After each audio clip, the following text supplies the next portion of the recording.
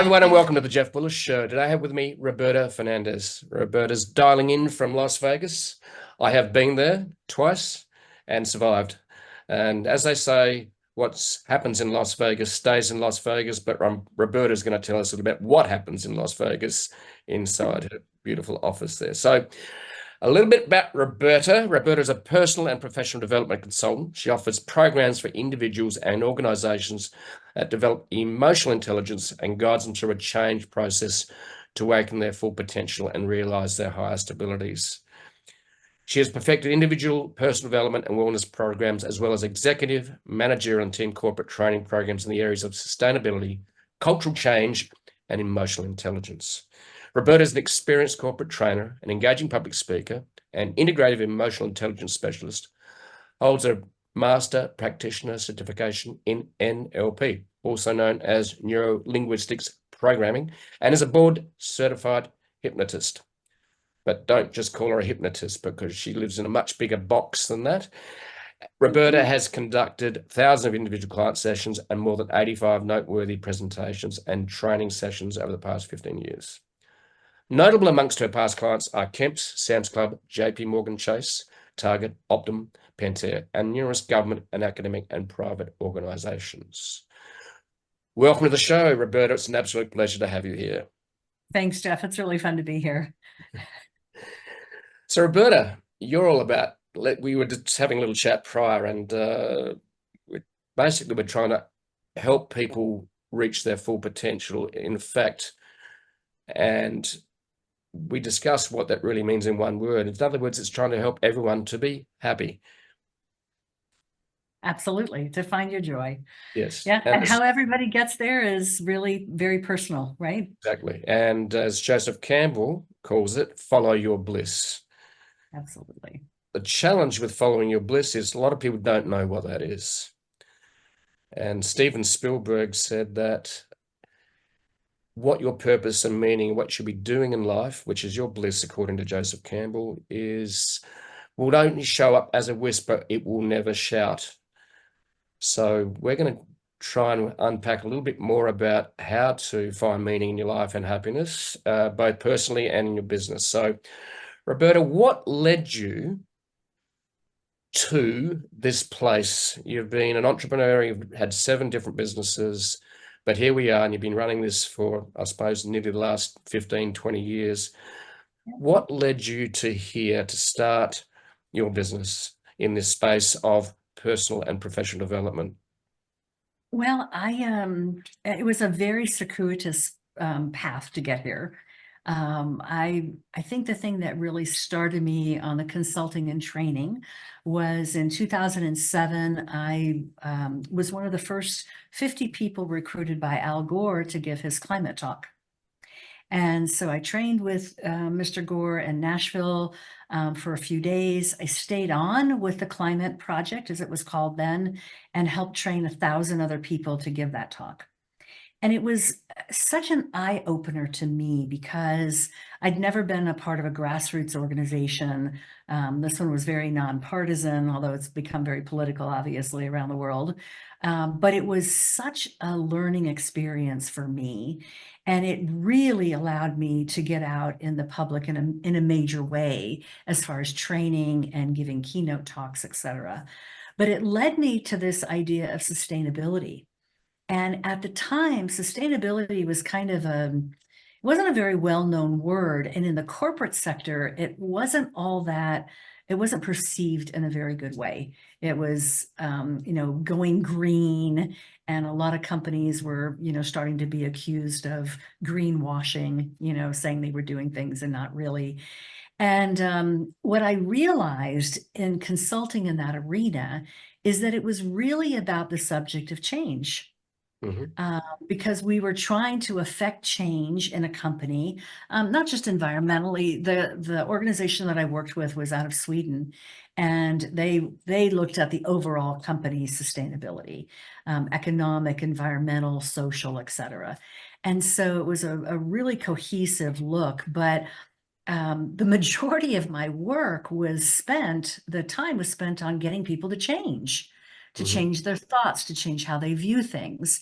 And over the years, as that evolved, my career took a little bit of a different path for a while, and that I became a hypnotist because hypnosis is a tool for change. Mhm. And what I realized with hypnosis is I'm just working individually rather than at that corporate level, that larger scale. And what I learned in corporate consulting was that you really can't affect change in an organization very effectively unless the people in it change. From the top down, you can say, well, we're going to get rid of these people because they're nothing but trouble. And sometimes you need to do that. But you can't dictate change. You can't dictate how people feel about change. And so hypnosis became a very effective tool.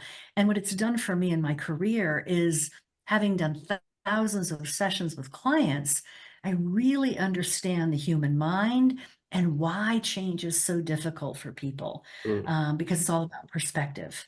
mm. And so bringing that full circle in the corporate sector, that's when I developed AHARA, which is a higher awareness and realization of your abilities. And it is all about building awareness and changing perspective and honoring the perspective of others so that we think different and we can problem solve differently. And so that's kind of my last 15 years or so in a nutshell. Right. I was intrigued by your first story about how you leaned into this and how it showed up by working with Al Gore to prepare his speech. You Mhm. said that 50 people worked on his speech. Is that correct? No, no, no.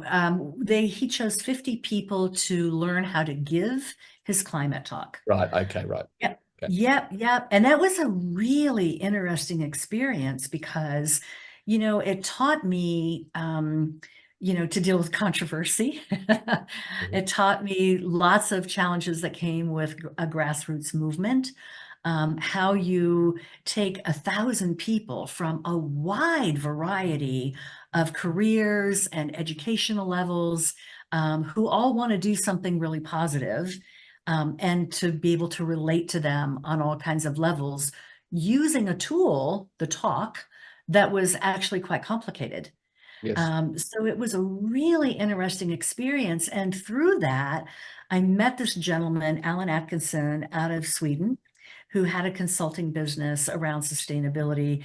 He was probably one of the first sustainability consultants to exist before it was a thing. And Alan had some amazing tools and techniques, really engaging things that we use to teach people and to create that change within their organization. So it was a wonderful opportunity for me to learn how to kind of step outside the norm and be really creative in problem solving. Hmm. And I think that's, again, that goes back to AHARA. I've taken all of those skills and brought them into this format, that I use as a basis for all my consulting. Right. It's fascinating to hear about the story of Al Gore trying to get his message across. In other words, he'd been changed. Yep. And then how do you get other people to change? And the talk as the pivot or the starting point for that. And I suppose it's making sure that everyone's singing from the same hymn sheet, isn't it, really? When you are training, 50 of you are training thousands of people to present this all around the world to enable change. Mhm. So, Ahara, tell us what each letter means. And they said it comes from a Sanskrit term originally, support of consciousness, eliminate everything which is not the intrinsic or higher nature of yourself. So tell us what Ahara means, Ahara. Is there a word for It's each of those letters? Yeah, and it's really interesting because when I worked on this project for about 3 years, putting this program together, and I was thinking about what am I going to call it that will summarize kind of what it does, what the intention is, and I came up with a higher awareness and realization of your abilities.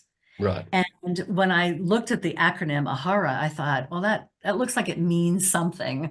And so I Googled it, like you do everything today, and it came up with this, oh, it's a Sanskrit term. And honestly, it fit perfectly, because one of the first things that I do when I work with AHARA on an individual basis is we get rid of all the limiting beliefs and the ideas that we grew up with that really weren't ours to begin with. We address imposter syndrome and those things that keep us small and keep us stuck. And we want to clean out your closet. That's where that term comes from. Hmm. And then we spend about a year, we spend 12 months integrating different concepts into people's lives. And the first is becoming aware. Because it is amazing. And my work for 12 years as a hypnotist showed me this. It's amazing how unaware we are. Our subconscious mind automates everything. We don't think about the majority of things that we do during the course of a day. And becoming aware for people is really challenging. And the things that drive our awareness is, what are we thinking and how are we feeling? Because our thoughts and our feelings drive our behaviors. Hmm. And we can't change behaviors. We can't change any of that unless we're aware of what we're thinking and what we're feeling. Hmm. So I challenge, one of the first challenges I give to my students in the cohort is to set an alarm at odd times during the day. So every hour you set an alarm, 10:15, 11:23, whatever it is. And when the alarm goes off, you journal, what am I thinking and what am I feeling in that moment? Hmm. And it sounds very easy, but it is not easy. And it is very interesting on how it really points to the fact that we are really unaware of our thoughts and our actions and our feelings throughout the day. Hmm. So developing this awareness of what we're thinking and feeling, how we're perceiving the world, how we're interacting with other people, how we're observing life. That's the first part of Ahara, because we cannot affect change until we understand ourselves and that we're aware of Hmm. all of those things. Yeah. Yeah, it's and the thing we struggle with too in making change is that we are so hardwired by culture, family, religion, friends, colleagues, society, the movies we watch, the books we read, the school we went to. Yep. And I certainly feel for me that how do you escape those bonds, become the better person, a better version of yourself? And usually there's two, I'm interested in your thoughts on this, in that change usually comes two ways, really, to make it really simple. Number one, you are forced to change by outside forces, Yep. usually very painful. So your wife or your partner says, I don't want this relationship, marriage anymore, and I'm leaving. A business goes bust, right? These are external changes that we've had some, you know, investment in. Yep. That's pain. Then the other one is more proactive, going, maybe it's a bubbling, gentle pain, maybe going, I'm really annoyed by work. I need to make a change, which is basically more driven from inside rather than the outside circumstances. And I usually find that the biggest motivation for change is pain, which is external generally, rather than the gentle, gnawing dissatisfaction with a job or your life. I'd be interested in your thoughts on those two types of motivations for change. I have a lot of thoughts on those. So I agree with you. Those are two motivating factors. So let me step it back just a little bit and tell you where I'm coming from. Hmm. Um, as a hypnotist, and you should know years before I started consulting, I actually founded a Montessori school. And Maria Montessori was all about the child development and how our brain developed. I mean, she was way before her time and what we know scientifically about how the brain develops now. But you're absolutely right in what you said. All of these beliefs and the things that kind of make us into who we are happened to us at actually a very young age. Our brain does not start to develop the capacity to have a logical mind, a conscious mind, until we're around 7, 8 years old. And that continues for especially males well into later 20s, before something what we call the critical factor is formed. And that's kind of a protective mechanism Mhm. that actually blocks the conscious mind's ability to access what is stored in our conscious mind, or our subconscious mind, rather. That's where all of our memories and our rules about life, our belief systems reside. And so hypnosis, I found, became a very easy and efficient tool for digging into that. As a hypnotist, I tell people everybody comes to me for one reason and one reason only. And that is there's a disconnect between what they consciously want and what they subconsciously believes is possible. Mhm. And that disconnect is what we need to identify. It is also that disconnect that keeps us uncomfortable and makes change painful. A lot of our resistance to change comes from exactly those limiting beliefs and those things that were given to us when we were very young. And as an adult, we don't really even know what those things are sometimes. Mhm. And again, it's about awareness. Why do we believe the things that we believe? That's the first question we have to start answering, asking ourselves.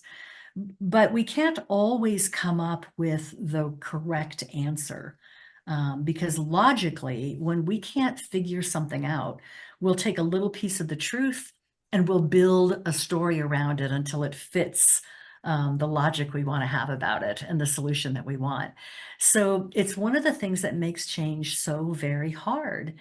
The other thing that you didn't point out, which is also a factor that I find about why people hate change, is because many people, and honestly, it's shocking how many people I run into that believe this. They believe that if they change their mind, they change their ideas or their thoughts, that it meant they were wrong. And Right. especially today, people don't want to be wrong. And it's really hard to convince people that, we're constantly evolving, we're constantly getting new information and finding out things we didn't know. Mm. And that knowledge is a plus, not a negative, Mhm. right? But people today, especially I think all over the world, not just here in the States, but there's a lot of division in the world. And people people want to be right. They want to be on the right side, whatever that looks like to them. Mhm. They want to be on the right side of things. So it makes it very interesting in working with individuals and in organizations to get people to see that they are their perspective is a part of a whole sea of perspectives. Mhm. And how do we navigate, in our own little boat on that sea? Mhm. And again, that's one of the other things that my programs involve, Mhm. is really figuring that out, which makes us a whole different kind of problem solver when we can do that. Yeah. Yeah, you use the word awareness, which I believe is something that is lacking in modern society, in that Totally. uh, we're quite blind to, like you said, that we don't live in a whole ecosystem and global planet of beautiful human beings. Yep. And Um, yet we're stuck with this, right? yes, right. Yeah, Like we're glued to that. yeah, Um, yeah. That's one of yep. my pet hates: watching people cross pedestrian crossings without looking up and expecting a car. So I don't know how many Yeah. people have been killed by actually looking at their phone while crossing pedestrian crossing, but I'm sure it'd be in the hundreds. Yeah. Oh, I'm sure. And I know a lot of injuries. Yeah. Um, I see that all the time too. And I think this is such an amazing invention. And there's so many positives to the technology that we have. But the biggest negative that I see, I mean, I actually do some visualization around disconnecting from devices Mm. because it is a problem. We're losing that ability to talk to each other and interact with each other. Yep. And I mean, I can't tell you how many times I've been in restaurants where I've seen the whole family just on their I phones. know. And Yep. and the irony is some of them are texting each other. It's just I just find this so fascinating. And at first I thought, well, maybe it's because I'm older, right? And I'm used to the old ways of doing things. But no, I'm heavily involved in tech. I have been for a long time and I love it. But I do see that we are losing that ability to be aware. And when we're not aware, how can we have connection? Yes. And I, in my 20s, I had a father that was very good at talking, and literally loved me, gave me a great life, but he was really shit at listening. And I, and I think parents can teach us two ways: by example or by, I call, a non-example. When I grow up, I want to be like Al, or I want to be like, Steve Jobs. Yep. When I grow up, I don't want to be like, this person. And so Dad gave me a gift, and that gift was I actually went and did the first part of a counseling course, and it was 6 months. It was a weekly workshop. It was done both in small groups and large groups, but it had two really important components, which are very important in awareness.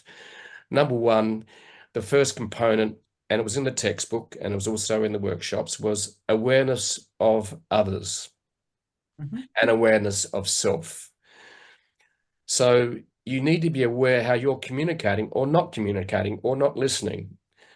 Once you've got through that and be more aware, then the challenge and the beauty in the next part of that is you can be much more aware of others.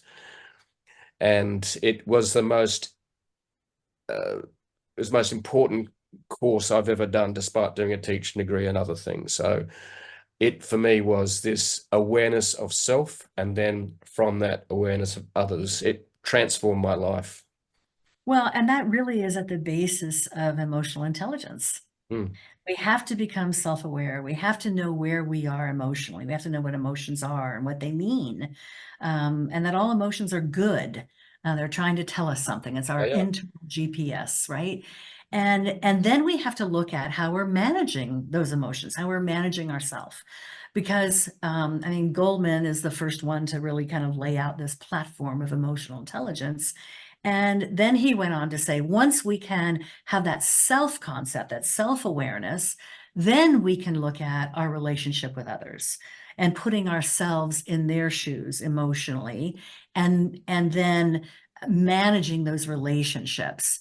And so this idea of emotional intelligence, which, in the corporate sector is very well embraced, because there's a lot of studies done around emotional intelligence and how it improves, team building, leadership, communication, pretty much everything within a corporation, right? Yep.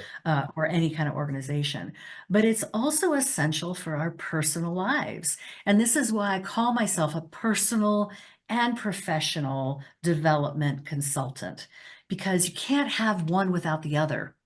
Not really. Mhm. The really successful people in the world, I don't care what business they're in, they are self-aware. And Hara, we spend a third of the program talking about self-esteem, self-awareness, self-realization, all of those things that are important. And a lot of people think, oh, well, I shouldn't focus on myself, right? That's selfish. That's what we all need to do, Exactly. because we can't take care of everybody else until we look inward. As a hypnotist, I can tell you the subconscious mind always knows what the problem is and it knows how to fix it. We have all the answers inside. We just don't know how to look inside. Mm. And so I think the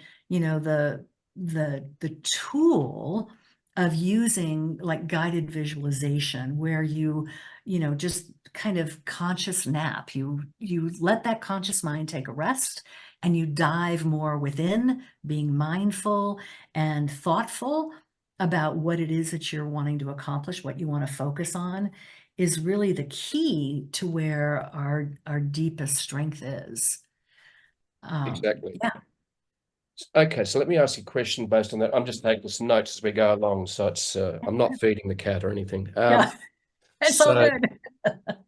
despite the cat being an intervener. Sometimes I haven't shut the door. It might pop in and just run across. But anyway, so let me ask you. We're saying that self-awareness is where it all starts. What are some of the tools and tactics to help people become more self-aware that you find work? I think one of the things you mentioned earlier, and I was thinking when you were talking about listening, Mhm, being a better listener, your dad was a talker, right?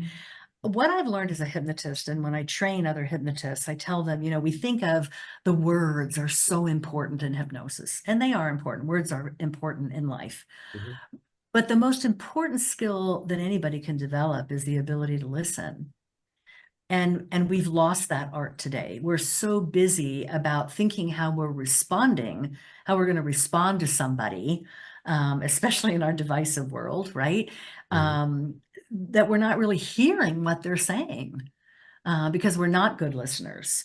And when we can listen, and part of listening is also observation, and this is another tenet of Ahara, is that our skills of observation are keenly important because we have to look at how we're observing in a situation. So let's say we have an employee or a colleague that we're working with. We have to be aware of them and ourselves. So we have, two people involved. And I go through a model of what we call 5 stages of observation. And so looking at what your role is, stepping back and looking at the actual interaction itself, and then the third would be assessing that interaction from a more of a third party perspective. And that fourth perspective is going to be looking at what could I have done differently so that interaction could have gone better. And mhm, that fifth role of observation is really critiquing yourself mhm, and looking at why did I do that? Why did I say that? What could I have done differently? What am I going to do next time to improve that? mhm, Right. So, this idea of listening and observing, and I think what is challenging about that in today's society is that we are so fast paced. We want that instant gratification. We want it done yesterday. People are not comfortable with conflict, most people that I meet, and maybe that's always been the case, but we're not making time for evaluating how we've been in a situation. And so looking at those 5 steps of being an observer is a really good way to go back and teach ourselves and be honest and give ourselves feedback mm, about a situation.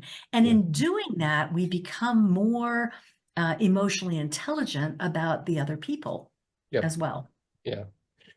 Yeah, awareness building's really tough. Listening is really hard work It because it's is. not passive.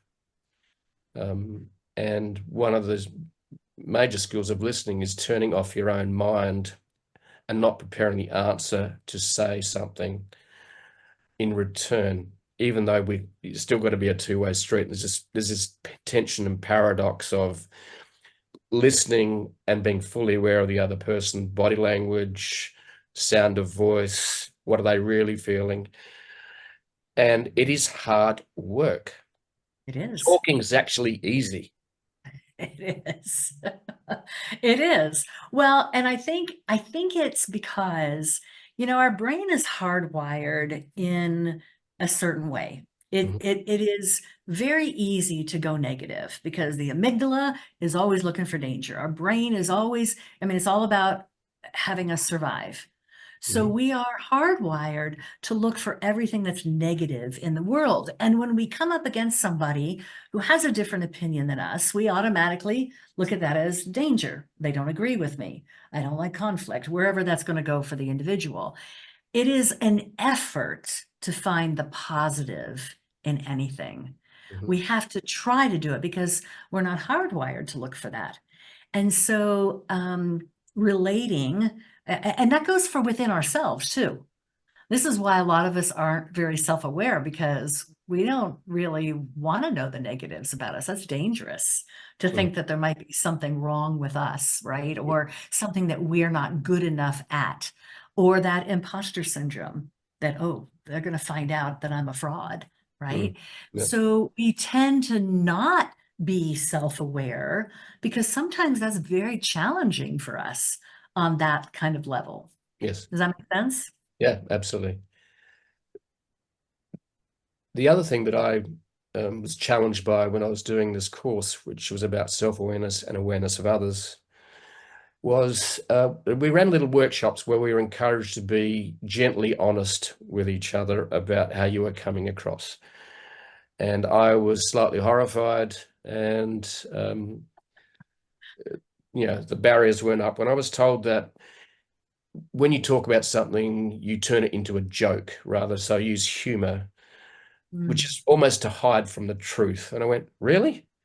How dare you tell me that, I use humor to escape, reality or so, and I remember being told this is 40 years ago, right? So, and self-awareness is not only a, an inside job, it's also an outside job in that if you are prepared to accept people's observations of you in a loving way. And this Yeah. is where a safe workshop can be really useful in that. So when you say something, you're going, so what I'm sensing you're saying, and be very, very tentative in your communication. I think that you are doing A, B, and C because of X, Y, and Z, or Z, as they say in America. So it self-awareness for me is also what is being willing to listen to others' opinions of me, but that needs to be done in a loving environment rather than one of confrontation and anger. I'd be Well, interested I in agree your with thoughts that. on that. Yeah, I have a lot of thoughts on that too. I think what makes it challenging all the way around. First of all, I agree with what you're saying. I think that kind of self-reflection is very important, and that ability to be vulnerable to other things. I mean, people look at vulnerability as weakness. I love Brene Brown's work I around, agree. Yep. yeah, her book Daring Greatly is But amazing. Should be a vulnerability. must read for Yeah, I've everybody. read it. I've read it, watched a YouTube, and the biggest lesson for me was vulnerability is power. It's not weakness. It is. It is power. And she describes it as the birthplace of creativity and change. Mm. And I actually do a workshop around change that we start with that quote, the man in the arena speech that she talks about. And we talk about what is vulnerability. But with what you're saying, um, it's complicated because perspective is an interesting thing. Like I look at feedback as a tool, not Mm. the tool, No. right? Because everybody that's giving feedback is coming from their own perspective and their own place. And so you mentioned earlier, and this is just my skills of listening coming out here, that you used humor. They said you used humor. Humor is a way to get people to listen. Mm. And you said your dad didn't listen, right? So my guess is that at a young age, you started developing that tendency because it was one of the tools that you used to get the attention that you wanted, right? And we all have those kinds of things. We all have those kinds of things. Some people are people pleasers. I'm going to do something really nice for you because then you'll pay attention to me and I'll get my little warm fuzzies, right? So, but there's a lot of perspective going around when it comes to feedback. And I think, again, it comes back to this observation, but the basic ability to say to yourself, I'm going to make myself vulnerable here. Just because someone's saying this to me and giving me this feedback doesn't mean it's true. It just means it's their perspective. Mhm. And their perspective is shaped by many things, Mm. right? So, a lot of times, uh, a woman, for example, whose husband's had an affair will develop this belief that all men cheat, Mhm. right? And so when they get in a conversation with another woman or in a group or whatever, and they're hearing things that other person is saying, that perspective, that experience that they've had that's formed this perspective that they have is going to come into play in that feedback. Mm, And you might hear, well, I wouldn't trust him because, all men are cheaters. mm, And it really is just coming from her perspective. mm, And so, and another person would say, oh, well, yeah, look at the statistics. That is true. Another person will say, well, no, that hasn't been my experience. So you're in this sea of perspectives. And so this is what makes it complicated. mm, And I think today, especially with feedback, let's go back to this and social media, because you look at how it's easy now for people to be anonymous with their feedback. mm, And that gives them the self-perceived license to say things and be mean and critical, from, sometimes just out of that place of being mean, but not having to be held accountable yes. for what they're contributing, right? Mm, And that's very unfortunate, because a lot of times, I mean, I give some of these influencers, these people that are out there on social media, I give them a lot of credit, because, well, I wouldn't allow comments. I just, because it doesn't go anywhere. I think a lot of them are looking at it. It was, well, yeah, go ahead and say whatever you want because you're driving more money to my site, mm. right? The more conversation I get, the more money I make. And if you have Controversy, controversy, there's no such thing as bad advertising, they say. Yeah, right. And so, they're making more money, but however, and I think a lot of them do try to get that harder skin and feel that way. But I do know humans, and the nature of human beings is that it does seep through that kind of criticism and that meanness, right? Yeah. And when you're talking about really young people, they don't have the skills yet to block that out. Mm, Take everything as the truth, mm, and they don't have the capacity to put a filter on some of that stuff.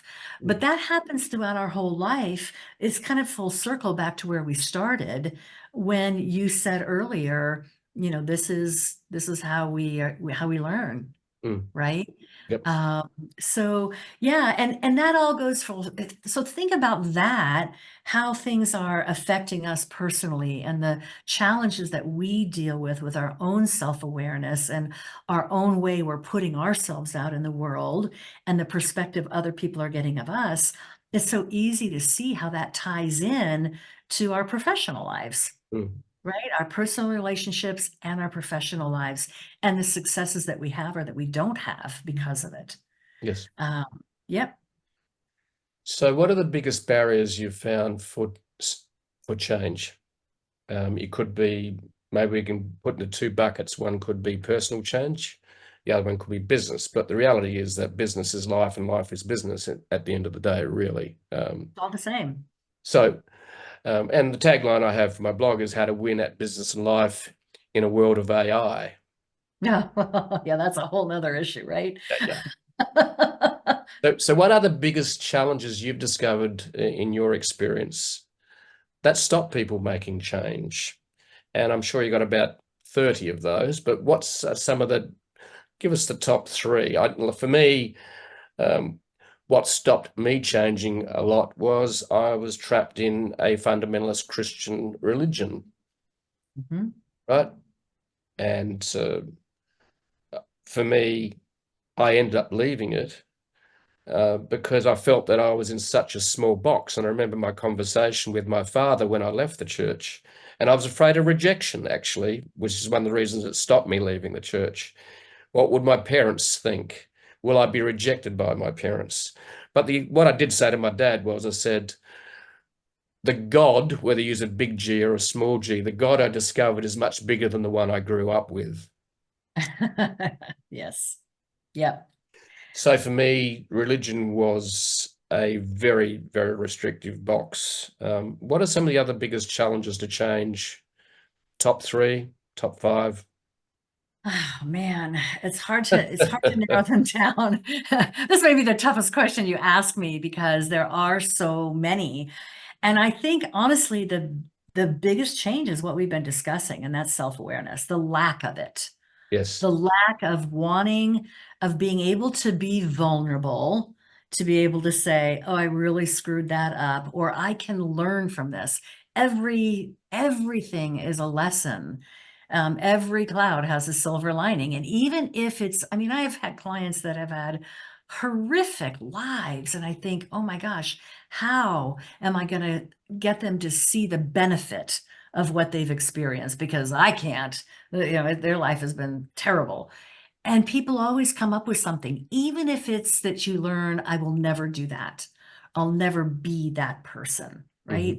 So I think that is the biggest factor about not wanting to change is not even being aware of the need to change, right? Yep. I think you're right. Religion is one influencer, and it's huge in a lot of people's lives. I spent 12 years in Catholic school, so I know all about that.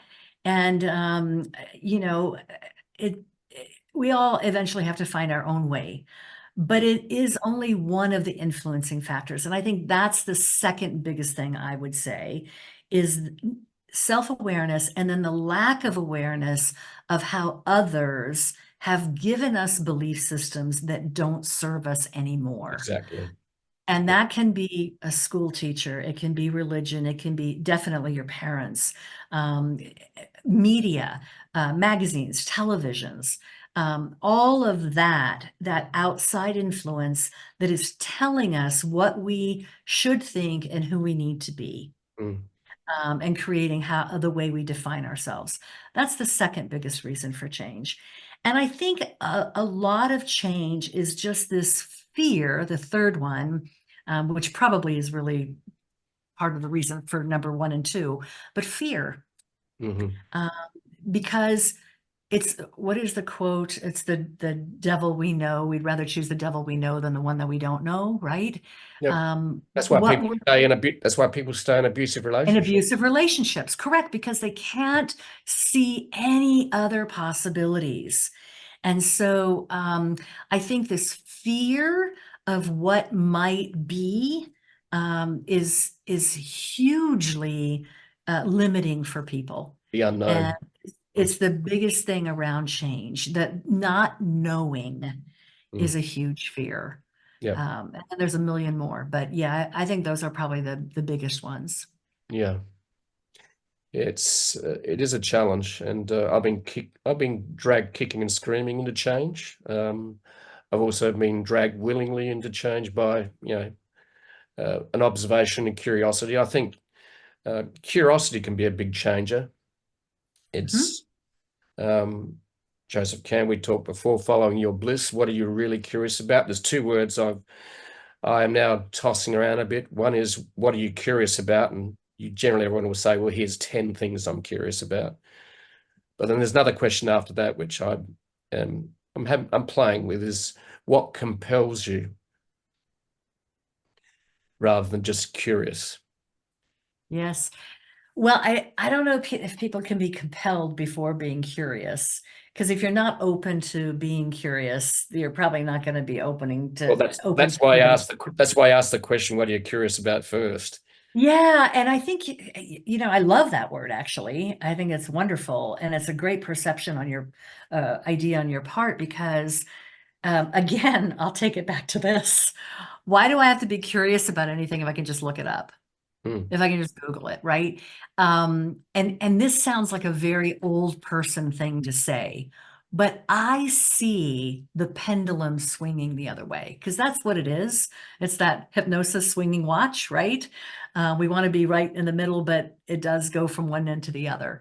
I think there's going to be a big backlash to the way we function now. It's Um, happening. It's happening right it now. is it is happening. I see it. I see it in my clients. Even if they're not there yet, there is a frustration that there has to be more, right? There has to be more to what their life is. Yeah. And and here's the old person part. I remember when I had my Montessori school, I founded it in 1996, and I ran that school for 11 years. It's still in existence 25 years later. We had 3-year-olds to 12-year-olds. And I remember when we started doing our elementary classes, we hired one of the moms, actually, she was a PE teacher. And so she came in and did PE classes with the children. And this is probably around the year 2000 or so. And she said, you know, I can't even believe this. I said, what? She said, these kids don't know how to make up a game. They don't know how to pretend and make something up out of their head, use their imagination and create rules. And I can remember being young and our parents kicking us out of the house. We didn't dare come back in, right? We stayed outside all day and we found ways to entertain ourselves. You know, we would make up all kinds of crazy games and use our imagination. And there's a lot of satisfaction that we get in that creativity. And a lot of people don't have a lot of creativity or opportunities for that in their lives because we're so busy. And it has dulled curiosity, Mm. and dulled that sense of imagination that drives that curiosity. And I have clients say to me, well, imagination is for kids. And while it's true that up until about the time we're 7, I mean, I clearly saw this in the Montessori school, you know, at 4, the little girl's at a table playing with her toys and she's carrying on a conversation with those dolls, having a tea party or whatever. By the time she's 7 or 8 years old, she starts to think, oh, well, I know those dolls can't talk, but what if they could? Mm.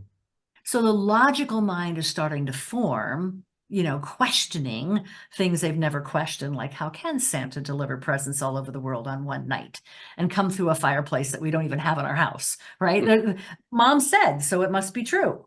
That's Mm. the way the subconscious mind works. And that's all that young children have. So as we get older, you know, I encourage people. This is why I love guided visualization, because it encourages people through stories and metaphor to start examining their own curiosity. Yeah. And the subconscious mind is really good at applying metaphors and stories and visualizations to what they really need Mm. and extrapolate that for the person's benefit. Yes. So, yeah, I think curiosity is a big issue, but I do see that swinging back a little bit. People are starting to question more rather than taking things at face value. Yeah. And I love that. That gives me hope. Yes. So let's have a little closer look at cleaning out your closet, which is sort of your second pillar. And then we're going to talk about conscious napping, which is guided visualization. So let's have a little dive into cleaning out your closet and how that helps eliminate old limiting beliefs. Let's have a dive into that. So how would you Yes. sum up basically the steps to still, you know, I'm sure there's a lot within that suitcase of cleaning out your closet. Um, what distill that to me into the few core things that people should do to clean out their closet to remove those limiting beliefs.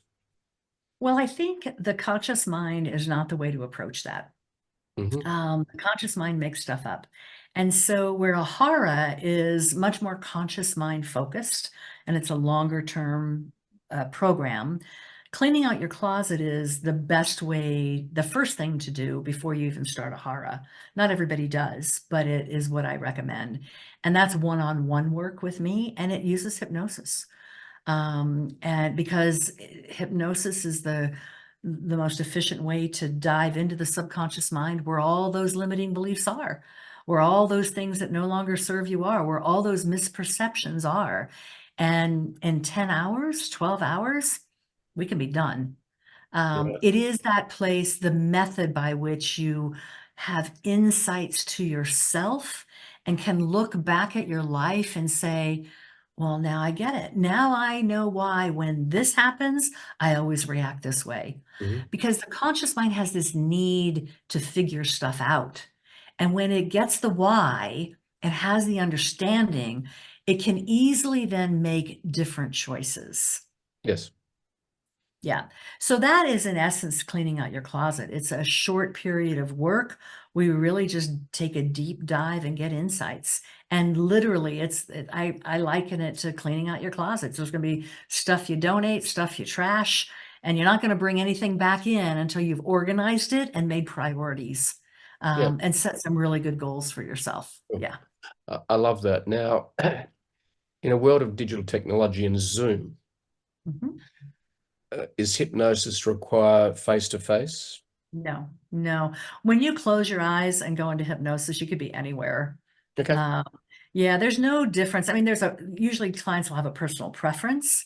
But the beauty about Zoom, I mean, when COVID happened, whew, man, I was getting ready to teach a class. It was supposed to be, live, like 50 hours live in person. Literally in 2 days, I had to revamp it for Zoom. Thank God for Zoom. And I had done online work with my clients before, but then it was Skype and it wasn't very reliable. No. So yeah, I think that COVID has been a benefit that way, and that it makes it easier for me to work with people all over the place, not just person to person. Okay. So yeah, yeah. Cool. All right. I was just curious about that because I'm Yeah. curious about a lot of No things. difference. No Yeah. difference in the ability. The face-to-face stuff. I mean, I personally like that better Yes. because I'm just that kind of person. But I mean, I did it for 2 solid years. I never saw a client in person. Yes. And they're all having the same results. So yeah, there's no difference. It Cool. can be challenging on my end because the cat might come in the door and jump in the client's face. I've had that happen, and that kind of ruins the flow at the time, right? So loud noises during COVID. I actually saw some people in their car because it was the only place they had privacy. So they Yes. drive to the empty mall parking lot, and we would do hypnosis with them on their phone and in their car where they Okay. could feel free to say whatever they needed to say, right? Because no one Yep. could hear. So Cool. yeah, there's all kinds of creative ideas. Cool. All right. The third pillar of what you do in terms of change, enabling change, is conscious napping, which is an app that Yep. uses guided visualization. Tell Yeah. us about, obviously, you've come up with some technology to help you do this. Tell us a little bit about that process using technology, conscious napping, and what that's all about. Well, conscious napping was my first attempt to take, or I shouldn't say attempt because it's working, but my first opportunity to take the work I was doing successfully with my clients as a hypnotist back into the corporate sector and Right. affect people on a bigger change. So, conscious napping is a play on words. And what that just says is that we're going to do some guided visualization where your conscious mind can take a rest, sit over here for a few minutes, and tap into that power that you have in your subconscious mind. And Hmm. so it is metaphors and stories, recordings that average 7 or 8 minutes on a wide variety of topics, financial well-being, physical well-being, emotional and mental well-being. And then I have some courses like for weight loss or smoking cessation, the stuff that will save companies money, stress relief, pain management, sleep issues, all kinds of things. But uh, during COVID, I actually launched conscious napping a week before the lockdown. Needless to say, it didn't go anywhere because nobody was doing anything. And it's a time when people really needed it the most. But during COVID, I had time to really build conscious napping out and take a look at, and I'm constantly creating content. So it is an app that will help people start to become more self-aware and Hmm. self-reflective and start working on their own stuff Hmm. in a way that's important to them. And they have privacy, it's always with them. The good thing about this, it's on your phone and you have it with you everywhere when you need it. Okay. So is that a free app which is available on your Android as well as your iPhone? Or No, it is available on both. It's not free. Mhm. You can go and download it and look at it. You just can't access it without a code. Okay. So it's on my website for sale for 99 bucks, and there's over 100 recordings in it. Always adding content. It's in Spanish as well as English. Okay. So it's bilingual. Yeah, it's a wonderful thing. I originally designed it to sell as a company benefit, a wellness benefit. Okay. Um, I don't really call it wellness. I call it well-being because it's so much more than what the word wellness I think conveys. But I have in the last year made it available for individual purchase, and Cool. it's a one-time thing. Yeah. All right. Cool. So from the business side of things, you look like you do one-to-one, obviously. That's one thing. Then you do one-to-many, as in classes. Yep. Is is there any way you can scale your expertise that allows you to scale you much in a much bigger way? Yeah, so when I started, well, conscious napping, obviously. I mean, I wanted to take what I did as a hypnotist and the things that I knew were advantageous to individuals to a bigger audience and affect change at the corporate level, where you reach a lot of people in one stop, right? Um, One-to-one's always better, always. With Ahara, when I first introduced Ahara, I only did it one-to-one. And it was, honestly, I think I would have burned out very quickly because it's super intense. I still offer it, but it's very expensive. It's 100 hours face to face with a client Oh, in 6 months. And so it just would not be sustainable for me to do that. And so I thought there has to be a better way. So a Hara club or a Hara team, it's the same program. One is just within an organization and their members. So, you know, the C-suite, the marketing department, whatever. Or a Hara club, people from various industries and backgrounds. And you get the best of both worlds actually, because I spend an hour a month working on what they want to work one-on-one. And then we have 2 sessions during the month of 60 to 90 minutes, in addition to their manual that's about this thick because it lasts them a year, and an online portal and a communication feed where there's lots of open discussion back and forth.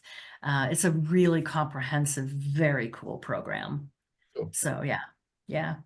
And you know, if your listeners want an example of conscious napping or some guided visualization, if they go to my homepage, they can download a free recording called "You Are Like a Disco Ball." It's amazing for confidence and motivation.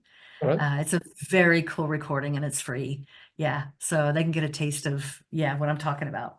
I'll go and check that out. What's that called again? It's called "You're Like a Disco Ball." It's at robertafernandez.com. You're And like it's right on the homepage up in the header. Yeah, okay, so you can't miss it. Can't miss it. like a disco ball. You Okay, are like a disco ball. Yeah. cool. Yeah.